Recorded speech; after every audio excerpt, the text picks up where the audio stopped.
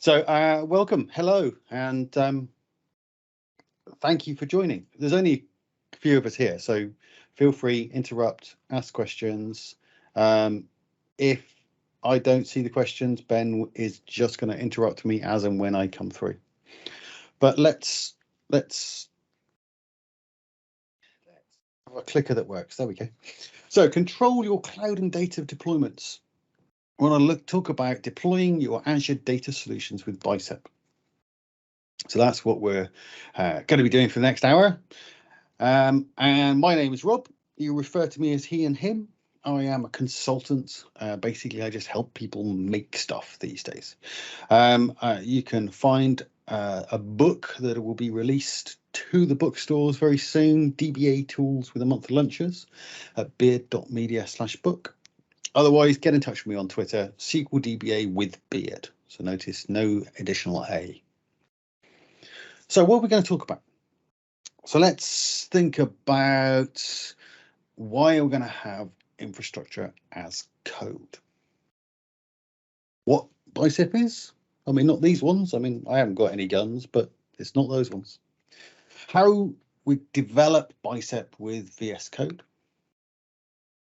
How we then deploy our Azure infrastructure. And maybe a little bit about modules and a couple of more advanced bits.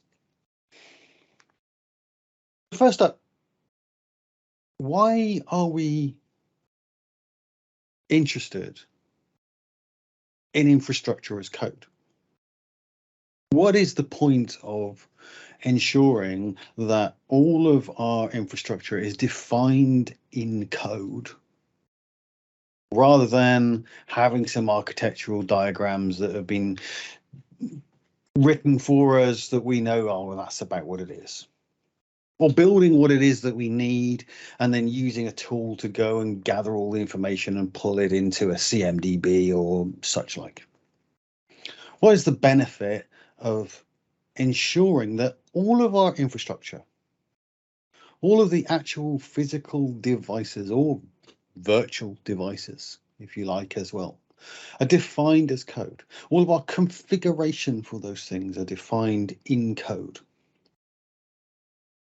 Well, the reason for that is because we're human. And the problem with humans is we make mistakes. I mean, this is what happens. We can't do the same thing. If I need to create 100 resource groups in Azure, and I need to make sure that they all have the same tags, and I'm doing it by hand, I'm going to make a mistake. We're just human. It's not a criticism. It's just the way that it is. So here is an example. I was brought in to see a client and we were looking at their infrastructure and we were trying to gather some information about billing via tags. So I wrote some reports, I did some coding, go and gather all the information about the resources on billing tag, global Azure. And we had the reports, and after about 3 weeks, somebody from the business came back and said, "Oh, this isn't right. We're missing something. This doesn't match up with all of our data." And all this. And when we went back and had a look, we found, and I mean, I've made up this this screenshot from my own subscriptions, but this is honestly is what we found. We found billing. We found space billing. We found bling, we found biling, all of these different things where somebody's just fat fingered it. And because of that, every time we went and searched for billing, we didn't get all of the right information. And this happens all the way. Now, tagging things for billing is, kind of important. But I'd say that it's much more important when we're looking at configuration, when we're looking at naming conventions. Why do we have naming conventions? One reason for having naming conventions is to ensure that we can look at a name and understand what the thing is. But actually, there's another reason why we need naming conventions, and quite often that lives with the developers. If the developers are writing their code and they want to test it through different environments, or they want to test it for different business units or different clients, then using a standard naming convention makes it easy for them to write their code, add it into config files, all of these good things. Makes it easy for us to create automated tested environments. So there are a lot more benefits about having naming conventions, and computers in our data centers are going to do the same thing every time. And they might do the wrong thing every time if a human has made a mistake, but they're always going to do the same thing.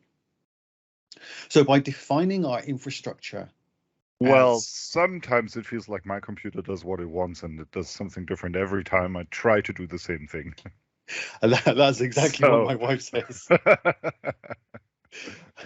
I'm happy that Trace is on my side with that. But I'll let that slide and just trust you that if sane people do the right things on computers, they do the same thing. I think when we're talking about defining our infrastructure as code with Bicep, our computers are always going to do the same thing. Yeah, most likely. But never what I want them to do, but still that's something else. So we sorry. No, it's good. It's good. So we have our we have our code defined. And by having our code defined, we ensure that our infrastructure is created in the same way. But on top of that, because we have our infrastructure in code, we're using source control. Because we're using source control, we've got auditing. We know who changed and what they changed. And hopefully, if we're writing good commit messages. And I assume, Rob, that this is one of the reasons why some people still fight against using infrastructure as code.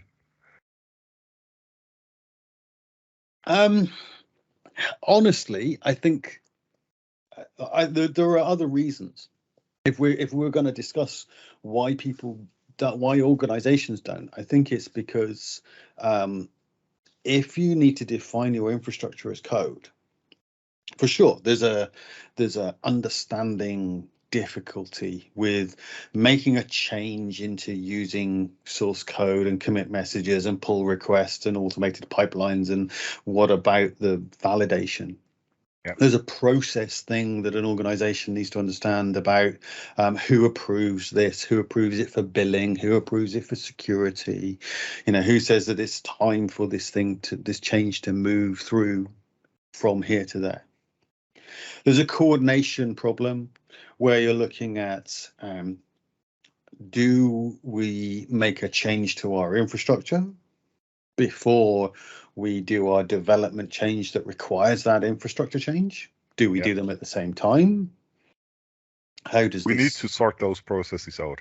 Yeah, and I think they're different for different organizations.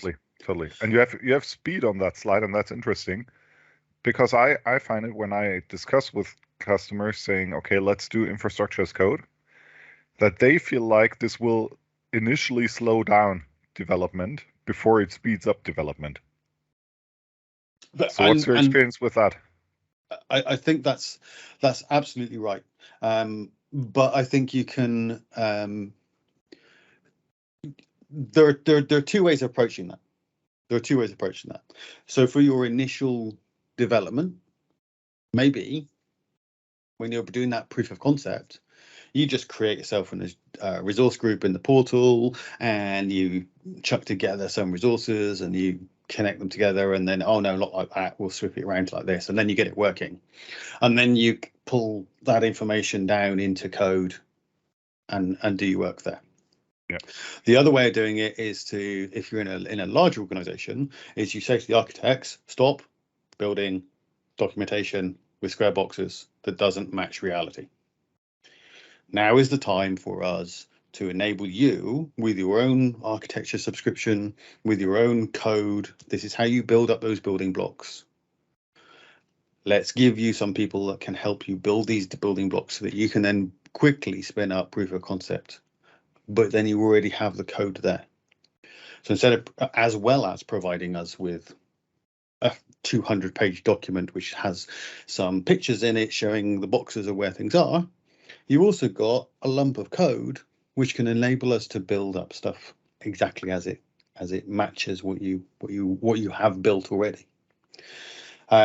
You are always going to slow down when you require people to learn how to do something differently. Yeah. So that's okay. And you'll slow down the architects a bit because you'll force them to not just draw a box for here's an event hub, but you'll force them to think about SKUs, to think about partitions, to think about namespaces, stuff like that. But I think that's a good thing. In my experience, that's a good thing. So I like to follow that approach. And want to know also, whether your experience matched the experience I have with my clients, that this is always a point that needs discussion. I think the other part of it is that generally solution architects are looking at how do we fix this problem? What do we build? What do we need to build? What building blocks do we need to fix this problem? Yeah.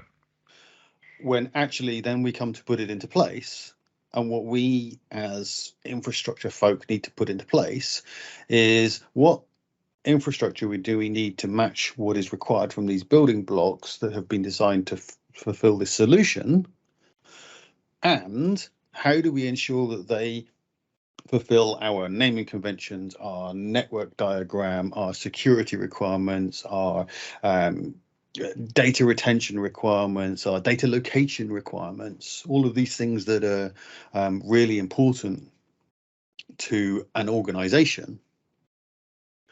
Solution architects generally, there are good ones and there are bad ones, but if we look in the middle, I think they're normally concentrating on how to fix the solution and not how to make sure it fits within the entire organization's boxes. Yeah. And infrastructure as code can really help with that. Cool. Because you can ensure that the default way to build a storage account has no public endpoints. Now, I know people are going to go, yeah, storage accounts don't have public endpoints on by default. Absolutely. But you can turn them on. Yeah. So you could go in the portal and you can tick that box and now you have a public endpoint. If you define your storage account as code and your block that says this is how we have a storage account in this organization has the public endpoint setting hard coded to false, then nobody can change it. Which then means that you're enforcing that security requirement and you're making it easier for your users to stay within the boundaries of what it is that you want. And that is, this is an obvious example, but there are many, many examples like that. So disaster recovery and repeatability, I think, are always the two things that I think are most important with infrastructure as code, which have it up and going. With infrastructure as code, you can have an accident where somebody accidentally deletes an entire resource group. Now, hopefully you're using resource group locks and things to protect your important resources, but it can happen. People can make a mistake. Somebody could be trying to do something. Yeah, we'll delete that test resource group. We don't need it. Oh no, I've deleted production. How do we get it back? If we have our infrastructure defined as code, we can just rerun that deployment with that code and push it back up and everything is okay. However, this is not to say that what we're going to be able to do is pick it up out of Azure and put it into GCP, or pick it up out of AWS and put it into Azure. Those are completely different problems that we would need to solve. But repeatability. We've built this great thing. I'm working with an organization, a global organization, and a country unit in one area has built a great thing. And what's happened is other country units around the world have found out about this great thing and gone, we want the great thing. And the beauty of it is because we've defined it as code, we can just go, yep, we'll just have Ben's great thing. We'll have Frank's great thing. We'll have Melanie's great thing. We'll have all of the great things. Doesn't matter what you want to call it. And we can just keep cookie cutter putting them out. And this isn't just a resource group with a storage account. This is 2 or 3 resource groups with 10 to 15 different resources. This is an important thing. And documentation. What do we have? Here we go. It might not look like documentation, but this is what we have. Anyway, let's move on. What about Bicep? What's Bicep? It's a domain-specific language for deploying Azure resources declaratively.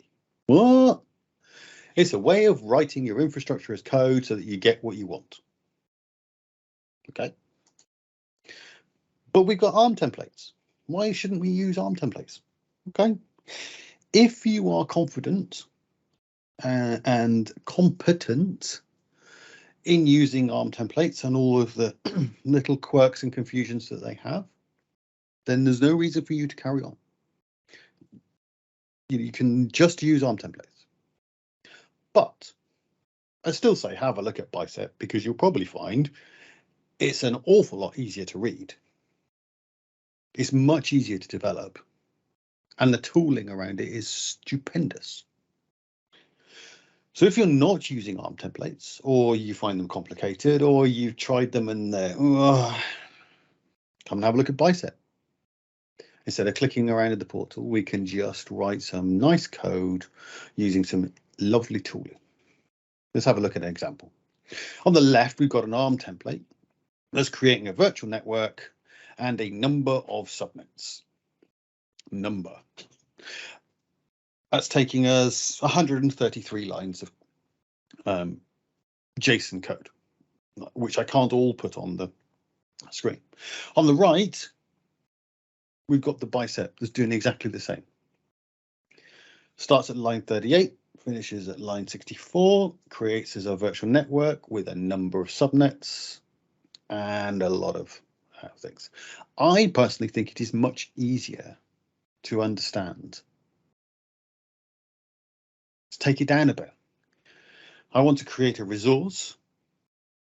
I want to have a name that is a parameter, and I want to use this particular API.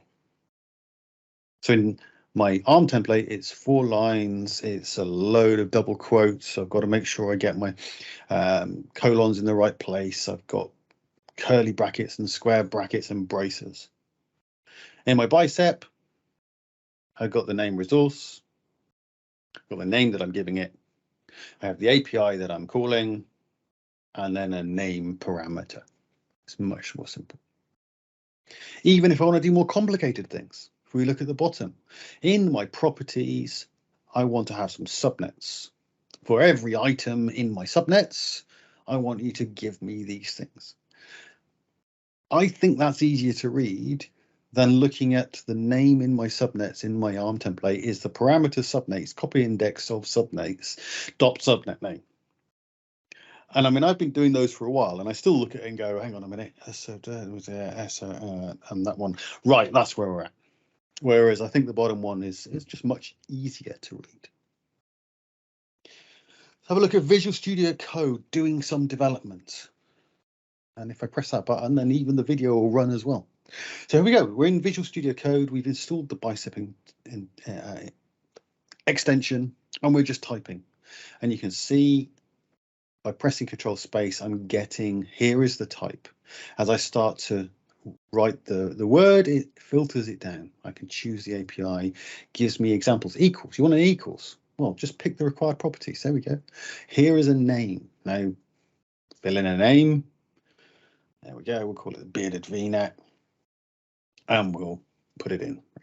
Press enter, press Control and space, and now I get all of the other properties that are available to me here. So oh, you need a location. Okay, I'll put a location in.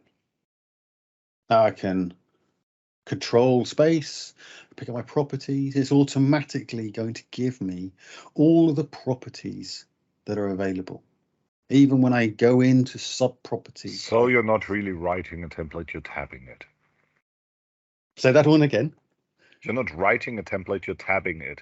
I am, absolutely.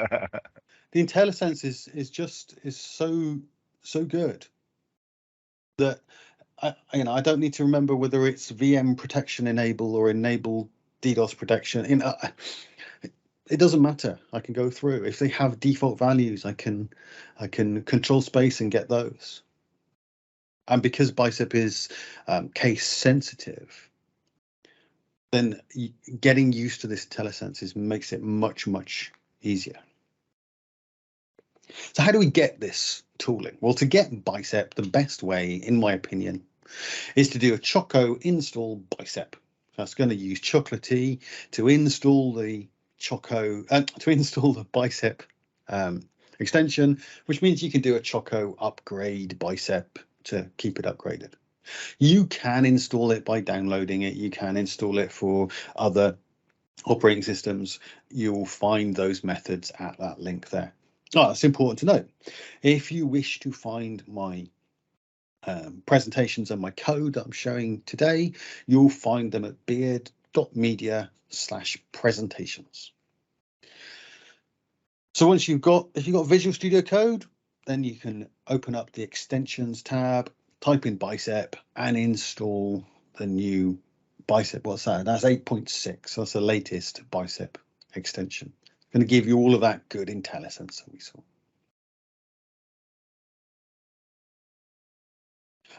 Here is our workflow. What we're going to do is we're going to write our Bicep. We're going to use our Visual Studio Code. We're going to start writing our files. They're going to define our resources, how we wish them to be. If we want to, we can compile those into an ARM template and plug them into any existing deployment tooling that's used to having ARM templates ready to go. Or you can just straight deploy the Bicep file into the Azure Resource Manager API. And that's the important thing. This is the benefit that we have by using Bicep and not using Terraform. Bicep plugs straight into the Azure Resource Manager API. So as soon as a new feature is available in Azure, because the API has it, Bicep is going to be able to interact with it. Plus, we don't have to write Terraform code, which is also very great. Not having to write Terraform code. Terraform, the thing I always find most difficult with Terraform is state, which is the next thing we'll talk about. But I have a project where we're doing infrastructure as code with Terraform, and the guy who is in charge of Terraform project always calls it Terrorform. Yes. So the delay that you get with a new feature with Terraform is because it's released. Somebody has to write the Terraform code to be able to interact with the API, to be able to do it. Then it needs to be tested. Then it gets released. Now, it's not a great amount of delay, but there is a portion of delay. And again, when you're looking at bugs, there's a portion of delay in getting those fixed. State, I think, is the biggest thing with Terraform. So with Terraform, what you do is you write your code and you say, hey, this is my code. Please, can you compare it with the state of my infrastructure and then perform the required actions? And that's absolutely brilliant if you can stop people making changes to your infrastructure in Azure in every other way. So nobody can go into the portal and make a change. Nobody can connect with Azure PowerShell and make a change. Nobody can connect with AZ CLI or Cloud Shell anyway and make a change.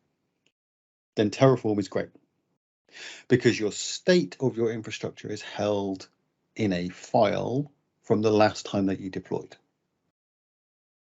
Bicep, we say we'll write some code to define what our infrastructure is going to look like. And when we come to deploy it, Bicep goes, right, resource group, what do you look like? Oh, you look like this. Okay. Code, what do you look like? Oh, you look like this. Right, let me make it the same. So if somebody has 10 minutes ago gone into Azure Portal and fixed a bug by making a change of some sort, it is not going to break your deployment, because Bicep's going to look at that change and probably revert it. So it's always something to be considered.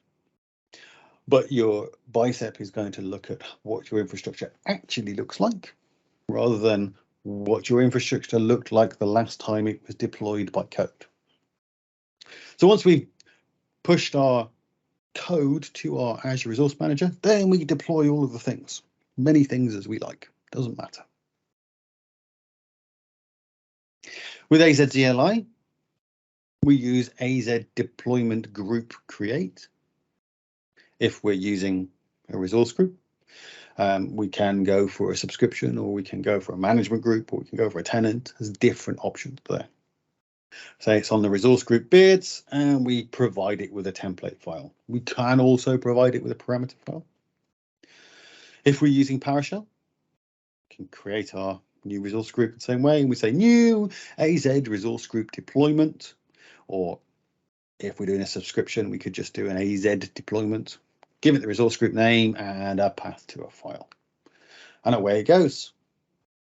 And all of Azure gets filled with magical infrastructure. So let's have a look at how it works. So we've got a resource group. Look at this, it's beautiful. There's a resource group. Got Azure Beard. It's got nothing in it. So if we have a look, there we go, good. My little check to make sure that I've got Zoom it up and running.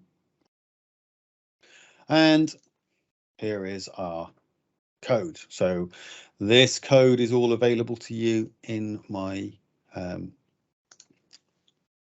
repository as well. This is how you can install your install everything that you need. So we even got the Choco for installing Visual Studio Code and the Azure CLI, the Azure PowerShell that you need. So have a look at our version, and this is running Bicep CLI version 0.5.6, because I did not upgrade to Bicep version 6 because I know that all of these demos work. So we'll just leave it as is. So what we're going to do is we're going to make sure that we're in the right path, and then we're going to open up a Bicep file. And you can see that this Bicep file is a SQL Server. It's using the 2021 November API preview. We've given it a name, we've given it a location, we've put in a login and a password and some tags. This is our definition of our infrastructure. And we can simply, we know we've got our resource group already created. We can, if we deploy this script from your repository, will it also be built to Ben Wiseman's personal account? Absolutely, yes. Perfect, yeah. Perfect. I'll spin up 200 of those. Thanks. Yeah. Scale the SKUs right up. Turn everything up to the right. Yep. We'll do it. So the other thing, if we're used to Terraform and the way Terraform works, one of the things you can do in a Terraform is Terraform plan. Terraform plan says, okay, what do I have in my stake file, and what are you going to do? Tell me what that looks like. We've got the same thing with Bicep. I should have pressed that before I started talking. So here we're saying new AZ resource group deployment. We're going to pick the resource group name, Azure Beard. There's our Azure Beard. Our template file is going to be 01mybeard.bicep, the one we just looked at. And then we say, what if? Just put this dash what if on, and you can see it was saying what were gathering the status of my resources.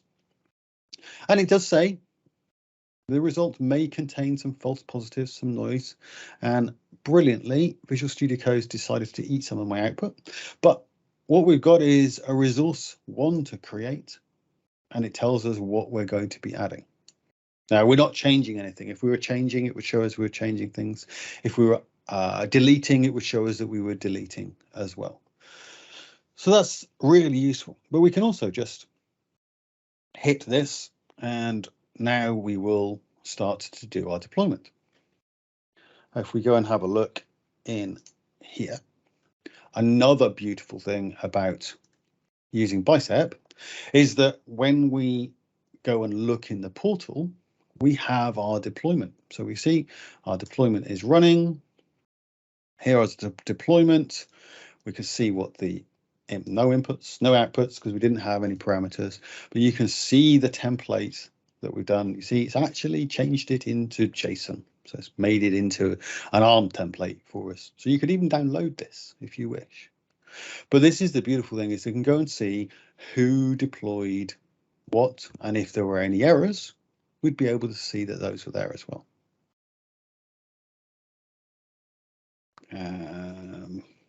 Today is going to take a smidge longer than normal, so we'll go about this in a different way. So let's Control N to create ourselves a new file, and then what we're going to do is we're going to do Control K and M, and we're going to change the language of this file to be Bicep. So this is going to give us all of our good IntelliSense, right? So now let's see how easy it is to write something, and I'm gonna pick on Ben for this.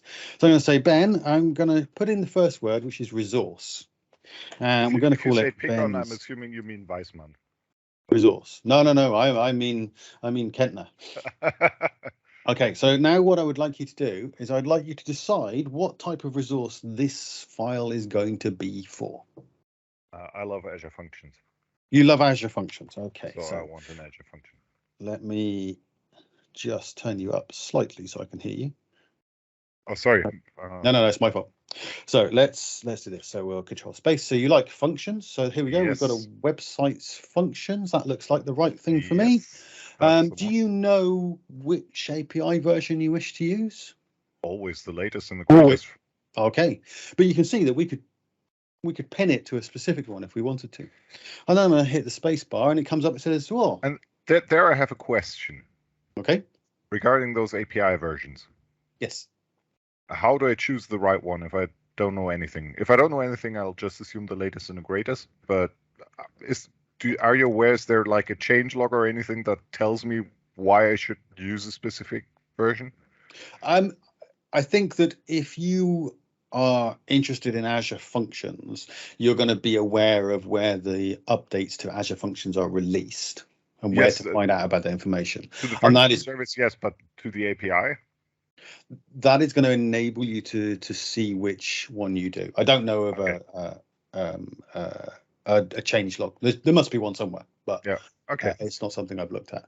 In general, my advice would be, unless there's a reason why you wouldn't want to, pick the latest one. Yeah. But that's what you usually do, but sometimes I sit there and think, why is there a new version? What has changed? Why should I do that? What does it give me? Yeah. And I think if you're doing something existing, in general, match to the existing API. Yeah. So if Ben's resource is copying a function that's been in place for 2 years, then maybe you'd be using a different API and just go and check on the one that was created and choose that one. Yeah.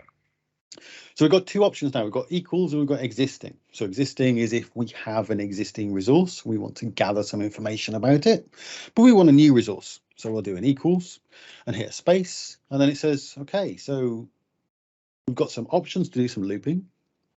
We've got required properties, which is the one that is defaulted to, or we've got just some square braces, some braces. So we'll do the required properties. So we need a name. Okay, so we'll say it's got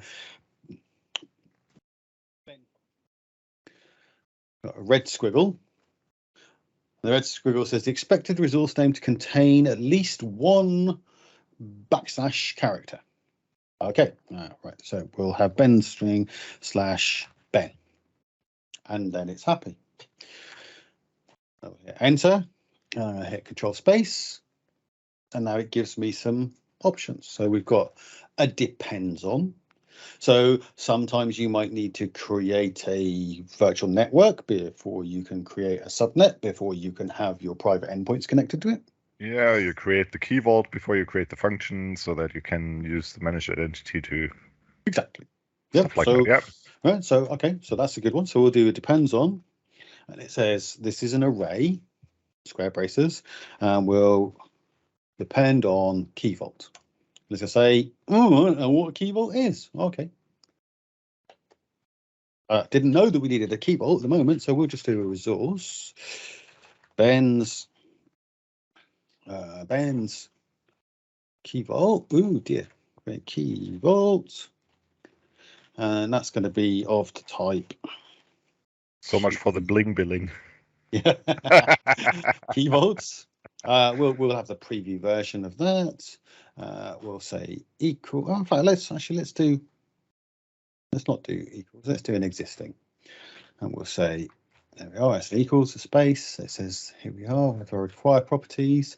Name is Ben's key vault KV. There we go. This is our name here. As well, now, when we do our deployment, happy. it is going to go and get our key vault, and then it's going to come to here. So, all right, let's have a look. So, what else have we got? We've got some properties. Here we are. We'll have that control space, and now these are all the things that Ben is used to for creating a function. I assume, because I have no idea. They've got files. Files has got some things in it. No, nothing. An SKU would also be. An SKU is the most important thing. SKU, right? Okay, so let's do that. So let's find out. But I think that's not in the properties. I think you are right. Oh, is it kind? I assume so.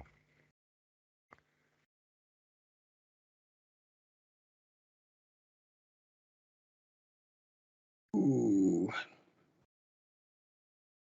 I shouldn't have picked functions because I always forget what the bicep for functions is. Yeah, no, that's okay. But hopefully you can see that this is how easy it is to do something. You know, if you pick a resource that's Ben's ADF, and we can look for factories. Probably easier. There we go, factories. Yeah. We'll pick that one. We'll say that's a good one because that also helps for introducing Alpa's talk, who's next talking about Data Factory. There we go. So Ben's ADF, and now we'll pick. Oh, we only need a location for that one. Let's go UK South. Here we go. Ooh. Pretend that says UK South. There we are. We got there. Encryption. That one doesn't have an SKU. No. Data Factory. But then you've got your repo config, and that will show you. There we go. Like type. Yeah. Oh, look. Now we've got a choice. This is exactly what I wanted. I wanted to be able to show that you can then have whichever ones it is that are there. Anyway, cool. Let's come back to our code. There we are. It's succeeded. And if we go and have a look, we do a refresh, then what we're going to have is our SQL Server. Our SQL Server, that's awesome. Now,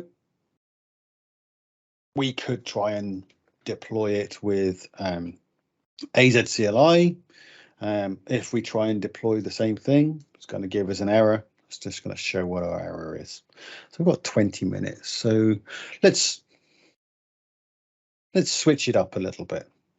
So the problem with our, sorry, Ben's key vault, we're going to go away. The problem with this file is that it is going to deploy exactly the same thing. We can only have one of these because it's got a name hard-coded, it's got our login hard-coded, it's got the password in the code. Never, ever do that. We can't create Beard SQL Server 2. We can't create Ben SQL Server because this is all here. So what we want to do is we want to use some parameters. Of course we do. So we're going to just open up this file. So this file up here has got, if we look at the actual resource part, it's still the same. We've got a name, got a location, got some tags, got some properties. But up here, we've now got some parameters. And we've got parameters, they're defined as a param. We then give the name of the param, and we can provide the data type. We also got a description. I think we should always have a description, and I'll explain why in a little moment. And then I can define here, well, it's a SQL Server. SQL Server name has a minimum length of 1, has a maximum length of 3. So if I know that, then I may as well start to define that. If I'm looking at my mouse, which has vanished, there we go. If I'm looking at my password, I can define this as a secure. How do I know about these options? It's Bicep here. So I can start typing param. And look, I can param with defaults and allowed values as a secure string. So if I tab that, it tells me what I've got to do. My allowed values come in here. So this might be Ben and Rob and Frank. And the param is who did it. And the type is a string. By default, it's going to be Ben, because Ben did it. Oh. The parameter expects the default value of Ben, Frank, or Rob, but the provided value is of type Ben. Oh, yes, that's because being rude, and we haven't actually put capital letters for everybody. So when I change that, now my red squiggles have gone. So Bicep's helping me to write my good code. Sorry, VS Code is helping me to write my good Bicep code. The yellow underscore is saying, well, you've got a parameter, but you've not actually used it. Yeah, of course. We will not save the changes, so we'll just go away. So now we need to create a password. I do it this way. I've got this little function that I taken from Joel, and we can create ourselves a password. If we look at our password, it says I am a secure string. So if we actually want to just see exactly what it is, we can see here. There we go. It's nice and easy. Oof. Got that. So we've got a nice random password automatically generated. Is it perfect? Probably not, but we can do this. So now we're going to call AZ resource group deployment, and I'm going to call it whilst we're doing this. And this is called splatting. So instead of having our PowerShell parameters and values going all the way off to the right off the screen so we can't see them, we've put them up this way in a hash table key value pair so we can have them in a list and see what is happening. I'm going to pick which resource group. We'll choose our template file. We've got our name from template. So we'll notice that inside our template, we called it SQL Server name. But name in this scenario is actually the name of the deployment that we see in Azure. So we have to put name from template. We pick a location. We've picked an administrator login, easy for me to say. And then we've put what if equals true. So what's going to happen if I make this deployment? And it says this is what's going to happen. One master database is going to be modified. So that will be because my password is changing. So I could then just deploy this file. Now, if I deploy this, got 15 minutes, yes. So let's say, if I deploy this, if I looked in my deployments, it would still be called 01 my beard, and it would overwrite this deployment. So a better option is to pick myself a deployment name, which is then going to be random each time. Sometimes you could use the date or just use a name. You've got to be careful because these names can't be too long. And this time we're going to just do a deployment. I'll run that deployment. And this means that when I go into the portal again and I refresh my deployments, now I can see that I've got my deployments coming through. So just an important thing to remember is that if you wish to keep this history in Azure of what was deployed when, and I think it's a useful thing to do. You've got your template, you've got a reference of what's happening, you've got your details about how it went, are all available to you here. And it means that when you come to there, how long are you going to take to run? There you are. We've succeeded. This one has succeeded. You can see that an update has been made and you can refer it back. Now here's a little gotcha. If we look at our deployment, we did have an administrator login of Jeremy. Jeremy is just something that's highly humorous to me and me only, because my friend Neil and I always used to have POCs, and whenever we couldn't think of something, what the name was, we just called it Jeremy, and we'd build this thing, we'd show people, and it was called Jeremy, and it was highly humorous until the time that an airline's operational system had something that was called Jeremy in it, because we'd forgotten to change it. So it's just this reminder to myself that you've got to be careful about naming things. Yeah, so, especially with inside jokes and stuff. Cool. I actually once was in a project with an airline where in the ticketing system there was a ticket made out to somebody called Monster by last name and Cookie by first name. And that was an actual ticket. Yep. I assume it was test data. I can Though believe we weren't sure that there's no test data in the ticketing system, but still. So the thing here is we're saying about how great Bicep is because it goes back to our original state. It shows us what we've got and makes the change for our code. So we've said on our code, please can you change the administrator login to Benji Ben? And Bicep's gone, yeah, sure, I can do that. If we run what if, it would say, yep, this is what I'm going to do. But when we've deployed it, it's come in and it's given us an error. So here is our error, invalid value given. And this is going to be exactly the same as if you went in and tried to change it with an ARM template or Terraform or any other way. You can't change it. So not everything's going to work as you expect it to do. Anyway, let's move on. Got 10 minutes or so. So we'll go to some modules. So remember I was saying about we need to have our parameters with some good descriptions.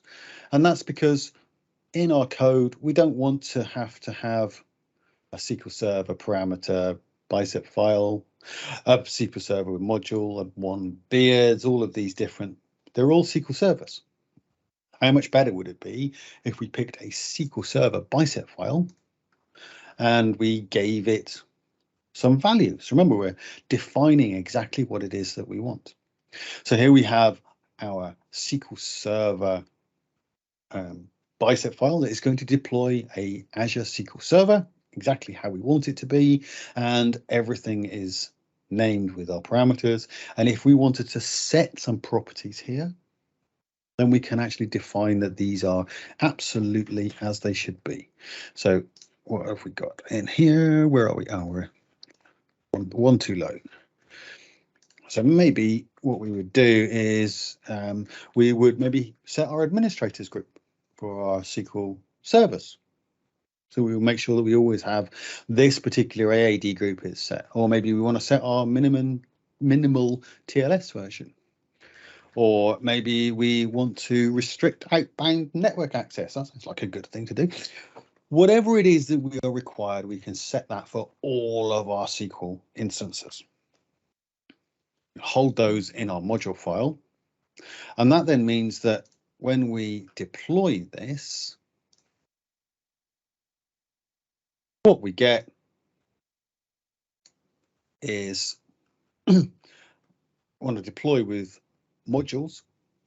We can now say that this is our resource group for Ben. And if we wanted one for Frank, we'd have a different one. And then we can put our parameters in for this file.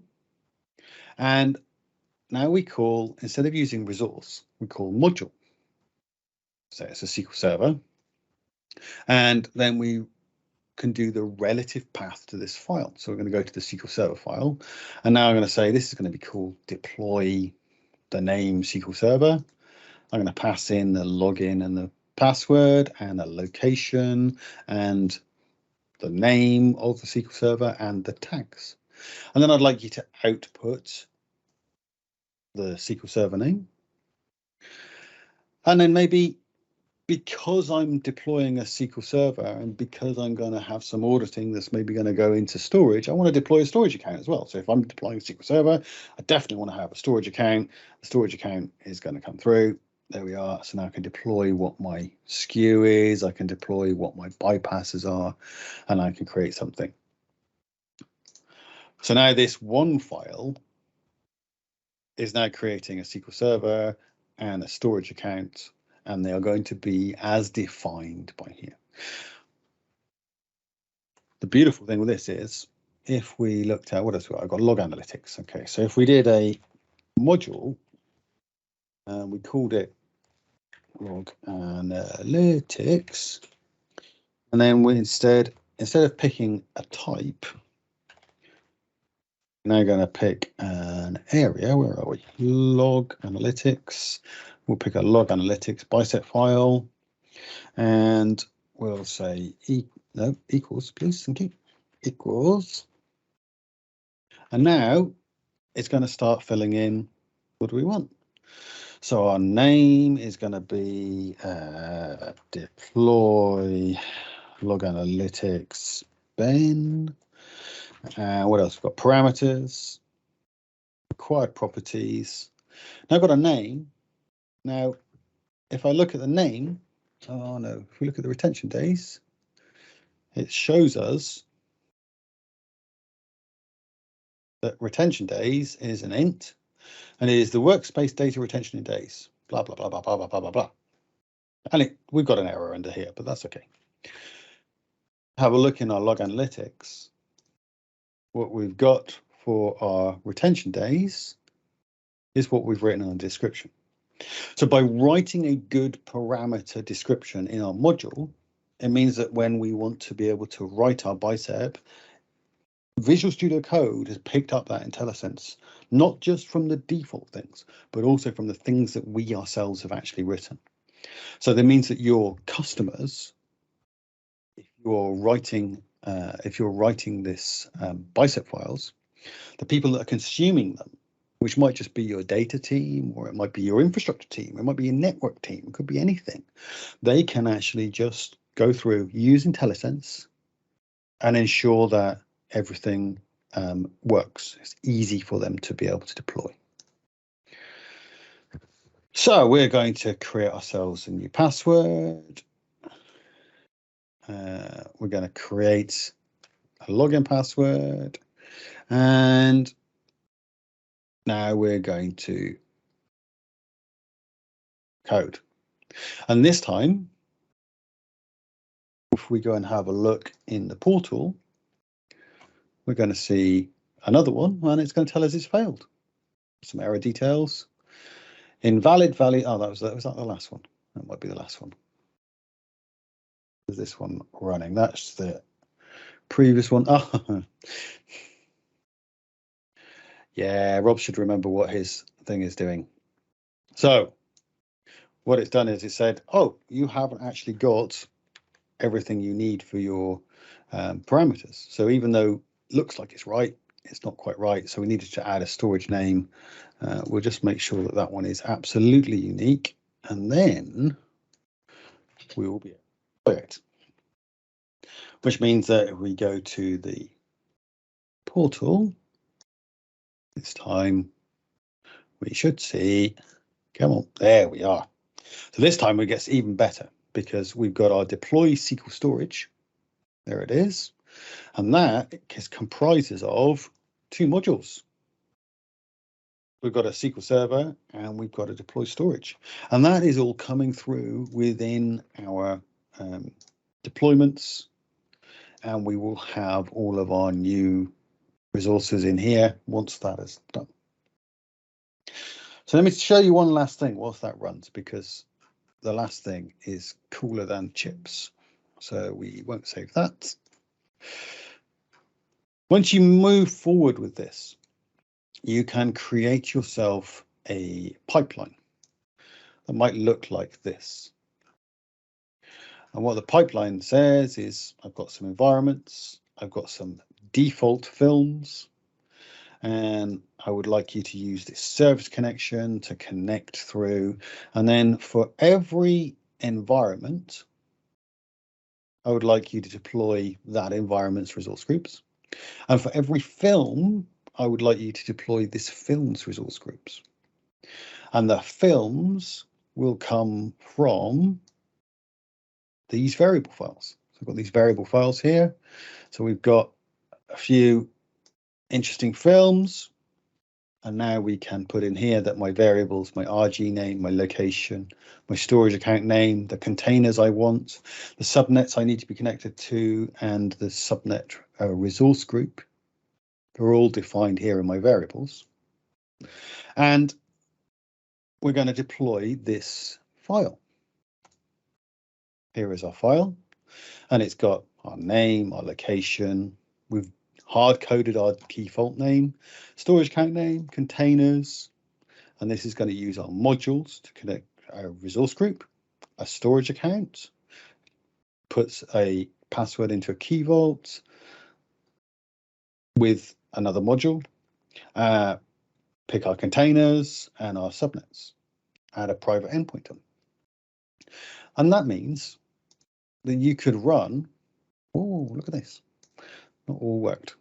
You could run something that looks like that. And it's going to deploy all, oh, go back one, thank you very much.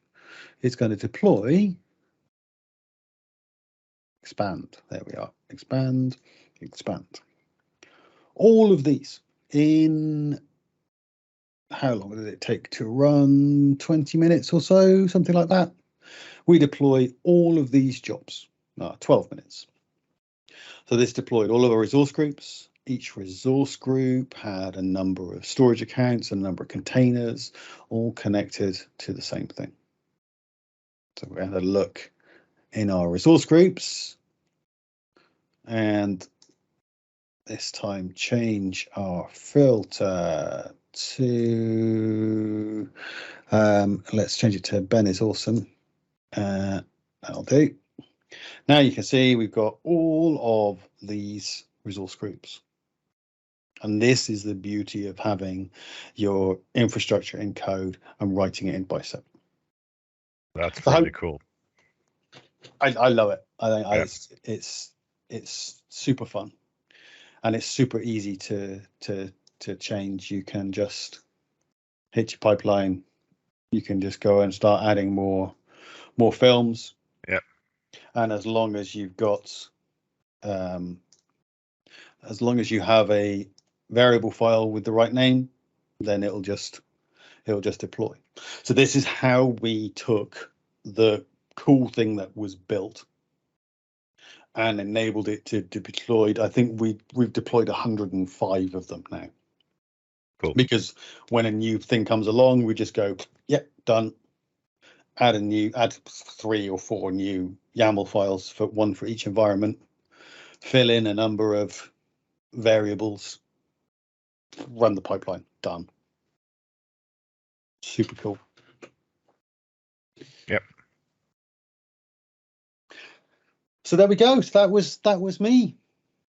That was Bicep, and hopefully it was of use. If you have any questions, please feel free to get in touch with me. Thank you very much. Thank you, Ben, for being awesome. Thank you, Frank, for being so noisy. Thank you, Rob, for your presentation. It was really great. And I learned a lot of new stuff about Bicep. Good. I've used some of it before, but not to that depth. So all the module stuff and so that's really exciting. I need to get deeper into that. Yeah, absolutely. I think it's really important. Oh, hang on. Do we have a question? Yeah, it looks like it. Perfect. Just go off mute and ask. Hey, Ben.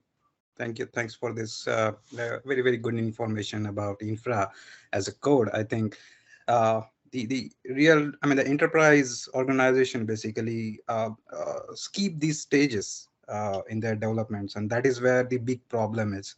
Mhm. I'm basically from the development team, and when we go for the developments, basically we see a lot of problems when it comes to the deployments, and that's where I think this is a very good, cool thing I could observe today. I have some doubts though. In the initial discussion, you said there are two approach to deploy your infrastructure. One is the direct bicep deployment, and the another one is through bicep to arm template and then arm to our resource manager.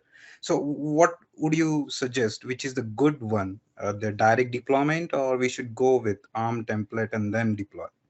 So the advantage, it's an excellent question, thank you. The advantage of writing your bicep code is it means that you can compile it into an ARM template so that it can be used. So if you already have some method of deploying your Azure infrastructure that is consuming ARM templates, then you can still write bicep to create them. Mm-hmm. If you are if you are required to store the configuration as it was deployed, it is actually in Azure, but some organizations need to have that written out into a file. Then you might compile it into an ARM template. This is what we're doing.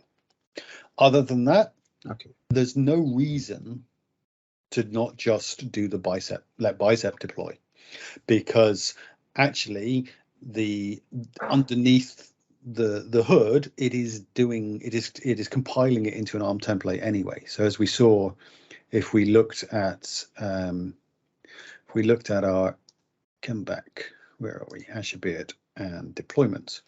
If we looked at our deployments and they've all successfully deployed, it's created as a template anyway. Yep. So it has already done that for us. So there's little benefit in us using bicep on our machine to compile it into an ARM template to then have it deployed, when if we just deploy a bicep file, it gets compiled anyway. And maybe also something that I find is a great way to get started. If you have resources in Azure, you can download the ARM template and you can decompile that to bicep. Absolutely, that's a great way to get started. If you've not done bicep from day one, then that's a good way to get started. If we copy that ARM template and we go to Google and we search for bicep playground, bicep playground is going to give us this. I didn't even know that one. I only knew that you can do it from the command line. Even better. So the bicep playground will actually take a minute to open. Oh, seriously. What it will do is it will decompile JSON files into bicep files. So here are some JSON files and it will just change them into bicep files. It'll take all of the sample templates that are in Azure, in GitHub. You can just go and pick one of those and it will automatically do the transpilation, or you can upload a file and it will do the same. Wow, cool. Did that answer your question, Abhijit? Yep, Rob, absolutely. Yeah, thanks for it.